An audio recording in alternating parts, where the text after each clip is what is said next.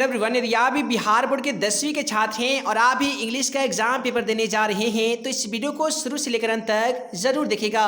जैसा कि आप सभी को मालूम होगा कि लगभग 100% में से लगभग 80% ऐसे छात्र छात्राएं होते हैं जो इंग्लिश का महत्व नहीं देते हैं और इंग्लिश की तैयारी बढ़िया तरीके से नहीं कर पाते हैं।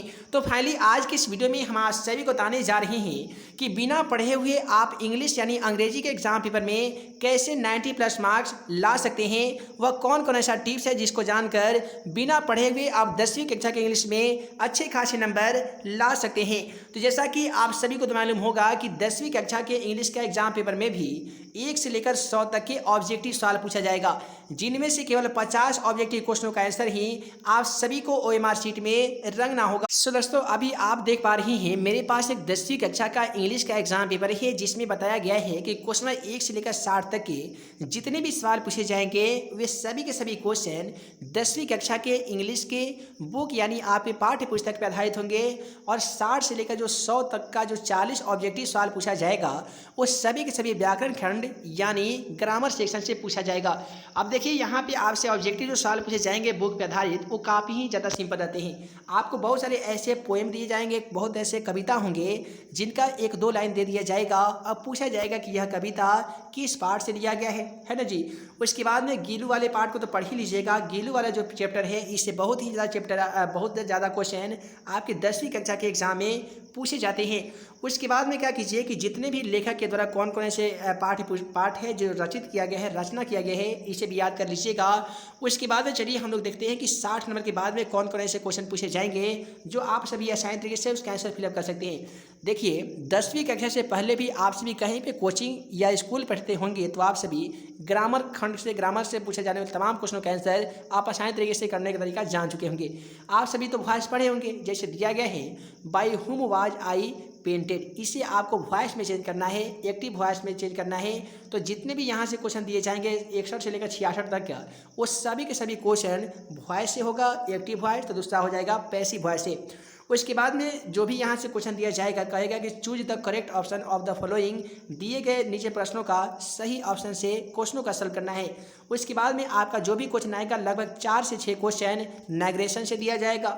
नाइग्रेशन भी आप सभी को आता होगा। उसके बाद में दिया जाएगा लगभग 73 से लेकर 79 तक के जितने भी क्वेश्चन रहेंगे वो सभी के सभी वर्ब से रहेंगे यानी क्रिया से क्वेश्चन रहेंगे। उसके बाद में क्वेश्चन 80 से लेकर 86 तक के जितने भी क्वेश्चन लिए जाएंगे वो सभी के सभी प्रीपोजिशन से होंगे और आशा करते हैं आप सभी को प्रीपोजिशन बनाना काफ़ी सिंपल तरीके से आता होगा जी। चलिए उसके बाद में हम लोग देखने जा रहे हैं। देखिए क्वेश्चन 87 से लेकर हम लोग यहाँ पे ऑब्जेक्टिव का सेट देख रहे हैं। उसके बाद में सब्जेक्टिव में भी आप सभी को बताएंगे कि सब्जेक्टिव किस तरीके से आंसर करके आना है। देखिए 87 नंबर से लेकर क्वेश्चन नंबर 93 तक के जितने भी क्वेश्चन लिए जाएंगे वो सभी रहेगा स्पेल्ड वर्ड, यानी आपको 4 ऑप्शन में 4 वर्ड मीनिंग दिखाया जाएगा, जिनमें से 3 वर्ड मीनिंग अशुद्ध होगा, 1 वर्ड मीनिंग आपका शुद्ध होगा। आपके द्वारा चुने गए शुद्ध शब्दों का आंसर OMR शीट में रंगना होगा। उसके बाद में जैसे क्वेश्चन नंबर 94 के पास आइएगा तो 94 से लेकर लगभग 96 तक यानी 4 ऐसे क्वेश्चन रहेंगे जो आपको ट्रांसलेट इनटू इंग्लिश ट्रांसलेशन से पूछे जाएंगे। एक हिंदी में ट्रांसलेशन दे दिया जाएगा और आपसे पूछा जाएगा कि ट्रांसलेट इनटू इंग्लिश, जब इसको इंग्लिश में हम ट्रांसलेट करेंगे तो इसका शुद्ध इंग्लिश ट्रांसलेशन क्या हो जाएगा। तो 4 ऑप्शन में आप सभी को देखने को मिलेगा। चारों ऑप्शनों में जो उसका शुद्ध ट्रांसलेशन होगा उसे आप आसान तरीके से रंग लीजिएगा। उसके बाद में यहाँ पे क्वेश्चन 97 से लेकर 100 तक के जो 3 सवाल ऑब्जेक्टिव पूछे जाएंगे वो करेक्ट ऑप्शन से पूछे जाएंगे। एक क्वेश्चन रहेगा जैसे साइनोमस से पूछा जाएगा है जी, साइनेमस और एटोमस, ये दोनों से 4 क्वेश्चन रहेंगे। उसके बाद में आता है सब्जेक्टिव क्वेश्चन की बारी। देखिए सब्जेक्टिव क्वेश्चन में आप सभी को एग्जाम पास करना काफ़ी सिंपल होता है, क्योंकि यहाँ पे एक पैसेज दे दिया जाता है। पैसेज को ध्यानपूर्वक पढ़कर नीचे दिए गए तमाम क्वेश्चनों का आंसर आप सभी आसानी तरीके से कर सकते हैं। एग्जाम्पल के तौर पे यहाँ पे एक अनसीन पैसेज दे दिया गया है, तो इस पैसेज को आसानी तरीके से पढ़ लीजिएगा और यहाँ पे आप सभी को 4 क्वेश्चन देखने को मिलेंगे।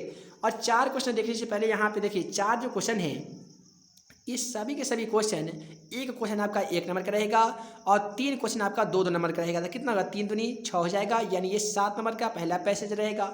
इसे यदि आप सॉल्व नहीं कर पा रहे हैं तो कोई बात नहीं, एक और आपको पैसेज मिलेगा अथवा यानी और में।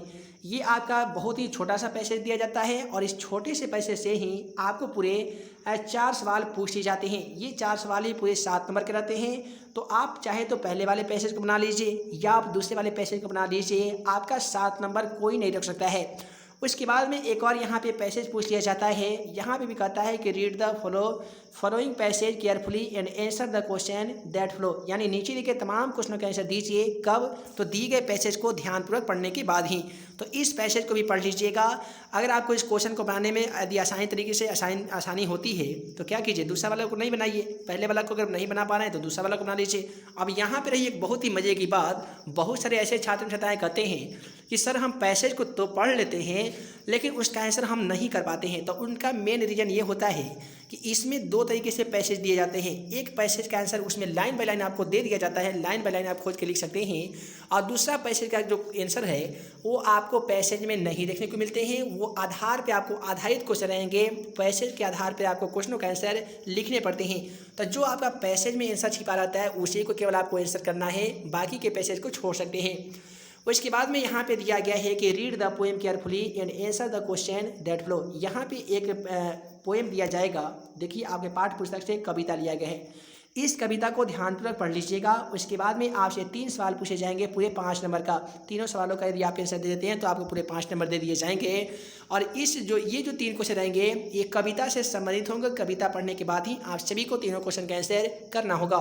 चलिए उसके बाद में एक और कविता दिया जाएगा। देखिए पहले कविता को यदि आप आंसर नहीं कर पाते हैं तो कोई बात नहीं, दूसरा कविता का आंसर कर लीजिए। उसके बाद में जैसे हम अगला खंड में आएंगे तो यहाँ पे क्वेश्चन 4 में कहता है कि answer any 5 of the following question, यानी नीचे के तमाम क्वेश्चनों में से केवल 5 प्रश्न का उत्तर दीजिए और प्रत्येक जो क्वेश्चन होगा ये 2 नंबर का होगा। इस प्रकार से बुक से दिए गए क्वेश्चनों में से 10 नंबर का क्वेश्चन आप सभी से पूछा जाएगा, जिसका आंसर आप सभी को आंसर शीट में लिखना होगा। तो यहाँ पे देखिए पूरे 10 क्वेश्चन पूछे जाएंगे। कितना जी? 10 क्वेश्चन पूछे जाएंगे, जिनमें से केवल 5 सब्जेक्टिव क्वेश्चनों का आंसर आप सभी को आंसर शीट में भरना होगा। प्रत्येक क्वेश्चन 2-2 नंबर का रहेगा। उसके बाद में यहाँ पे देखिए कि write a paragraph on any one of the following in about 60 and 70 word, यानी कहता है कि नीचे दिए गए पैराग्राफ में किसी एक पर पैराग्राफ लिखना है, वो भी कितने वर्ड में? तो 60 से लेकर 70 वर्ड में। पैराग्राफ किसको कहते हैं तो आप सभी को मालूम होगा। हम लोग नहीं कहते हैं जी लेख लिखना, ऐसे लिखना, तो यहाँ पे आपको निबंध लिखना होगा। निबंध यहाँ पे लिख लीजिएगा और याद रहे यूनिटी इज स्ट्रेंथ, यानी एकता में बल है। और यहाँ पे आवर ऑनलाइन सिविलाइजेशन, ये सब जो कुछ ऐसे पैराग्राफ है जो 100% पूछे जाते हैं। तो इस पर आप लिखने का तरीका सीख लीजिए, ये आपके मैट्रिक एग्जाम पेपर में ज़रूर पूछे जा सकते हैं। अगला सवाल कहता है कि answer any 3 from question number 61 6 से 11, 6 से लेकर 11 तक के जो भी सवाल पूछे जाएंगे 6 क्वेश्चन, इनमें से केवल आप सभी को 3 क्वेश्चनों का आंसर करना होगा। सभी के सभी क्वेश्चन 5 नंबर वाले होंगे। अब यहाँ भी 5 नंबर वाले क्वेश्चन में आपको बढ़िया से क्वेश्चन कौन सा मिलेगा? तो देखिए एक क्वेश्चन आपको आएगा, जैसे कहता है कि write a report in about 60 से 70 word about your visit to the appendix. देखिए एक आपको यहाँ पे आवेदन पत्र लिखने के आता है, ये आपको 5 नंबर पूछ लिए जाते हैं, है ना जी। उसके बाद में एक और पूछ देते हैं राइट एप्लीकेशन, यहाँ पे भी आपको एक आवेदन पत्र लिखना है इन योर प्रिंसिपल, या अपने प्रिंसिपल के पास week leave to attend to your mother who is hospitalise, यानी यदि आपके माता का तबीयत खराब हो जाता है, माता को हॉस्पिटलाइज कर दिया गया है, तो उसी के संबंध में विद्यालय को 1 सप्ताह तक के अनुपस्थित होने का एक परित्याग पत्र कैसे लिख सकते हैं, वहीं आप सभी को इंग्लिश पेपर में लिखना होगा और ये पूरे 5 नंबर में पूछ लिए जाते हैं। चलिए उसके बाद में पूछा जाएगा कि write a letter to your friend, अपने फ्रेंड के पास एक पत्र लिखना होगा जिसमें आप इन्फॉर्म करते हैं regarding the date of the board examination in your have to internet facility in your village. अपने बोर्ड एग्जाम, बिहार बोर्ड के एग्जाम देने के लिए अपने फ्रेंड को इन्वाइट करने के लिए एक आवेदन पत्र लिखना होगा। उसके बाद में यहाँ पे एक दो और क्वेश्चन देखिए, यहाँ पे जितने भी पूछे जाएंगे ये मोस्ट इम्पोर्टेंट रहेगा, इसे याद कर ही लीजिए। क्वेश्चन 6 से लेकर जितने भी सवाल पूछे जाएंगे ये 3 के 3 क्वेश्चन आपको 100% बना के आना होगा और ये पूरे क्वेश्चन 5 नंबर पर रहेंगे। तो 3 5 15, यहाँ से पूरे 15 नंबर की तैयारी आप सभी की हो जाएगी। तो फाइनली आज की इस वीडियो में हम आप सभी को 10वीं कक्षा के पैटर्न के बारे में बता दिए हैं। इससे संबंधित इंपोर्टेंट क्वेश्चन का PDF का लिंक डिस्क्रिप्शन बॉक्स में दे दिया जाएगा। डिस्क्रिप्शन बॉक्स में दी गए लिंक को क्लिक करके 10वीं कक्षा के तमाम सब्जेक्ट का इंपोर्टेंट VVI ऑब्जेक्टिव तथा सब्जेक्टिव क्वेश्चन का PDF फ्री में डाउनलोड कर सकते हैं। दोस्तों आशा करते हैं आज के वीडियो में बताए गए तमाम इम्पोर्टेंट टॉपिक इम्पोर्टेंट फैक्ट को याद कर लीजिएगा। इसी प्रकार से 10वीं कक्षा का इंग्लिश का जो एग्ज़ाम है वो काफ़ी बढ़िया तरीके से आप पास कर सकते हैं। हम जल्द एक वीडियो लाने वाले हैं जिसमें आपको 10वीं कक्षा का हिंदी और संस्कृत का इम्पोर्टेंट वीडियो क्वेश्चन का वीडियो लाया जाएगा जो आपके मैट्रिक एग्जाम पेपर में 100% पूछा जाएगा। है दोस्तों आज की इस वीडियो में इतना ही। हम जल्द मिलेंगे अगले वीडियो में नए वीवीआई क्वेश्चन के साथ। तब तक के लिए आप सभी को वीडियो देखने के लिए बहुत बहुत धन्यवाद।